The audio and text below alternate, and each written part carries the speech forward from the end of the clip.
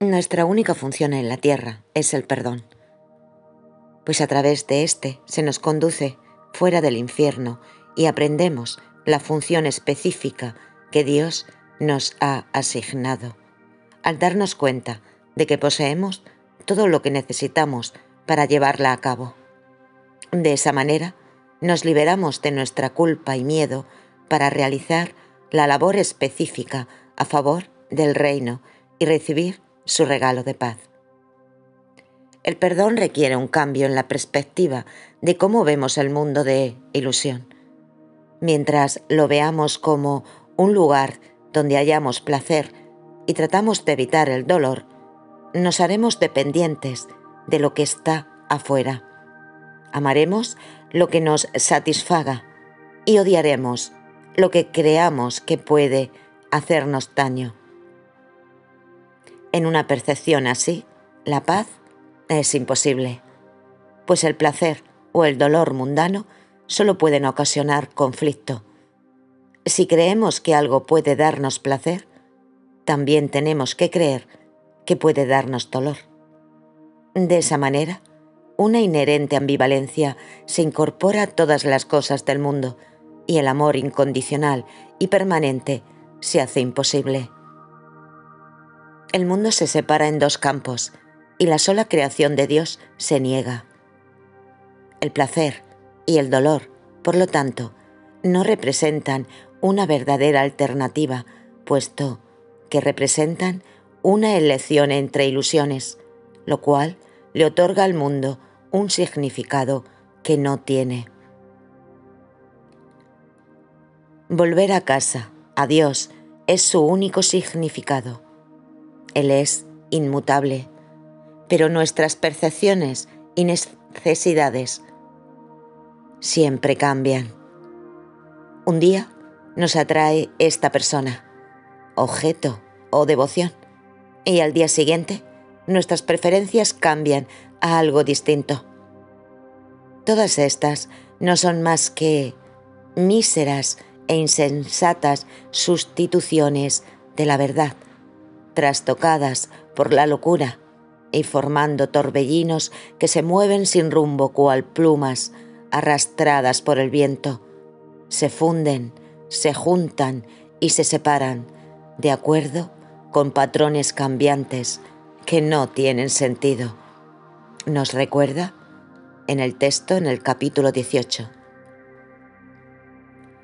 Esto difícilmente significa que uno deba vivir sin necesidades ni preferencias. No viviríamos aquí en el cuerpo si esto fuese así. Sin embargo, cuando ponemos nuestras vidas bajo la dirección del Espíritu Santo, Él nos ayuda a reconocer dónde radican nuestras verdaderas necesidades.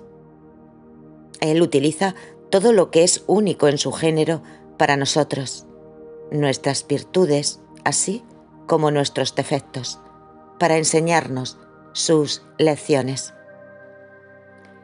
El plan de su lección es gradual y benévolo, y jamás se nos pide que renunciemos a nada en absoluto.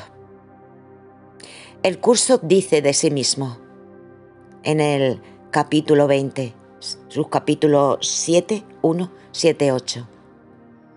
Este curso apenas requiere nada de ti. Es imposible imaginarse algo que pida tan poco o que pueda ofrecer más.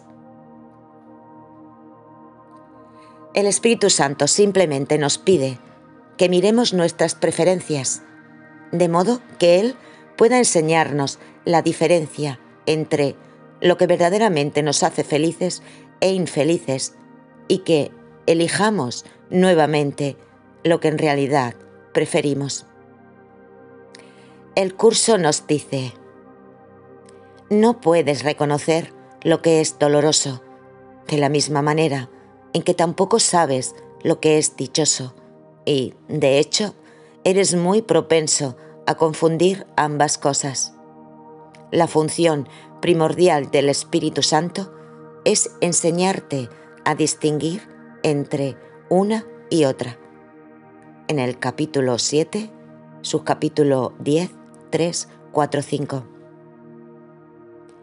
Una vez que experimentamos que es nuestra elección el abandonar nuestra inversión en las cosas mundanas, esperando que nos traigan la salvación o la felicidad, el resentimiento y el sentido de pérdida o de sacrificio se hacen imposibles. Cuando finalmente nos damos cuenta de todo lo que Dios nos ha dado, pensamos con feliz asombro que a cambio de todo esto renunciamos a lo que era nada. El camino hacia Dios tiene por destino ser uno dichoso debido a aquel hacia quien nos conduce, pues cuando nuestro deseo se armoniza con el del Espíritu Santo, solo dicha y paz pueden resultar. En esa unión de voluntades se deshace el ego y desaparecen sus aparentes regalos, eclipsados por el regalo único de Dios. El propósito del perdón es ayudarnos a lograr la percepción unificada de que en este mundo no tiene nada que ofrecer, porque aquí nada es duradero y no podemos llevárnoslo con nosotros. Solo Dios perdura y por lo tanto el valor real de las cosas mundanas radica en que nos ayuden a aprender esta lección que el curso nos enseña. El propósito del mundo es enseñarnos que el mundo no existe. En sí y por sí mismas, las cosas del mundo no son ni buenas ni malas. Es el propósito que les damos lo que determina su valor.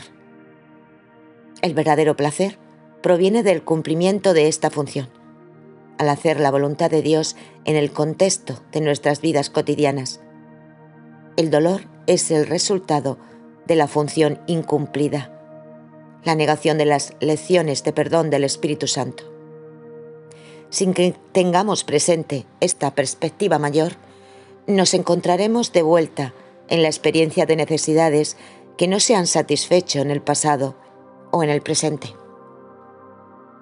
Aprendemos la lección de perdón del Espíritu Santo a través de nuestras relaciones y situaciones de vida. La gente difícil que conocemos, las pruebas que pasamos, los sufrimientos que experimentamos, todos tienen el mismo propósito básico de darnos la oportunidad de mirar a través de la visión clemente del Espíritu Santo en lugar de los ojos reforzadores de culpa del ego, para perdonar a los demás y a nosotros mismos. Esto no significa que neguemos que en el mundo ocurren cosas que no deberían ocurrir, sino sencillamente que hay otra manera de mirarlas que nos produce la liberación última de todo sufrimiento, la profunda fe en la presencia constante de Dios que mora en nuestros corazones y que transforma el dolor en dicha. Como afirma el curso, ninguna forma de sufrimiento puede prevalecer por mucho tiempo ante la faz de uno que se ha perdonado y bendecido a sí mismo, nos dice en la lección 187. Puesto que hay un solo problema, solo hay una solución. El perdón corrige la culpa y hacerlo en verdad es hacerlo para siempre. Al fracasar en perdonar, nos condenamos a un círculo aparentemente interminable en el cual el pasado se repite en el presente, lo que Freud llamó repetición-compulsión. Las lecciones que fracasamos en aprender en un periodo temprano en nuestras vidas se presentan de nuevo y nos ofrecen oportunidades que se repiten hasta que se aprenda la lección. Esta no es la cruel idea de una broma que tiene el Espíritu Santo, sino su forma amorosa de ayudarnos a atravesar por un problema de culpa que de otro modo no podríamos haber atravesado. Si elegimos ver la lección como una carga adicional y una maldición, permaneceremos condenados por la culpa que se refuerza a través de proyectar la culpa sobre los demás. Cuando nos decidimos a aprender las lecciones y elegimos perdonar, correspondientemente perdonamos a todos los que no perdonamos en el pasado. Para resumir, el solucionar un problema a través del perdón es un proceso de reconocer, en primer lugar, que los demás no son responsables de nuestra infelicidad y, en segundo lugar, que todas nuestras necesidades y carencias se han satisfecho y solo esperan por nuestra aceptación. Permítaseme reconocer que mis problemas se han resuelto, nos dice la lección 80. Más allá de nuestra culpa está la abundancia y la plenitud de Dios. Nuestra decisión de querer únicamente esa abundancia para nosotros mismos y para todos los demás es la decisión de perdonar. Es una decisión que le permite al Espíritu Santo ayudarnos a cumplir la única función que en verdad tenemos, pues es la única función dada por Dios y la que hace posible a todas las demás. Únicamente aquí se encuentra el verdadero placer, pues solo en la paz de Dios encontramos descanso para nuestras almas. La decisión de permitir que el Espíritu Santo tome nuestras decisiones por nosotros es insultante solo para el ego. Y este nos acusaría de quietismo o pasividad neurótica. Sin embargo, nuestra pasividad radica simplemente en dejar atrás a nuestro ego, de modo que el ímpetu para nuestra vida proceda de Dios. Energizados por su poder, salimos al mundo a realizar la obra del Espíritu Santo, al tenerlo a Él como guía en lugar del ego. Nos tornamos pasivos a los caprichos del ego, pero activos a la voluntad de Dios. Esto nos asegura que su voluntad se hace en nuestros corazones y a través de todo el mundo, de manera que todos encuentran la paz en medio de la guerra, unidad en la disensión y amor frente al odio. El Espíritu Santo nos pide que veamos todas las cosas como lecciones de perdón que Dios quiere que aprendamos. Así, recorremos el mundo en espíritu de gratitud por las oportunidades que se nos ofrecen para liberarnos de la culpa. Cada situación puede enseñarnos esto mientras permanezcamos receptivos a aceptar su regalo. Lo que pedimos se nos concede. Si nos asomamos a un mundo de miedo y vemos allí el miedo que se oculta en nuestros corazones, es este miedo lo que recibiremos. Si en cambio le ofrecemos perdón al mundo, al ver en todo ataque un desesperado grito de ayuda, será nuestro propio perdón lo que encontraremos. Las prisiones de culpa y miedo que establecemos para nosotros mismos y para los demás, cuando se las entregamos al Espíritu Santo, se transforman en santuarios de perdón. Así, ahí se deshacen nuestros pecados secretos y odios ocultos, al verlos en otros y abandonarlos luego, trayéndole al fin la paz a todos aquellos que deambulan por el mundo solos, inseguros y presos del miedo.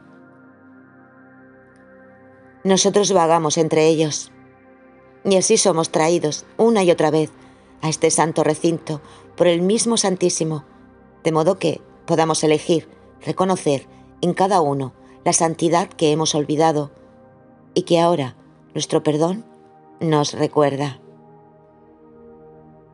¿No debemos sentirnos agradecidos entonces por lo que una vez nos parecía una maldición del infortunio?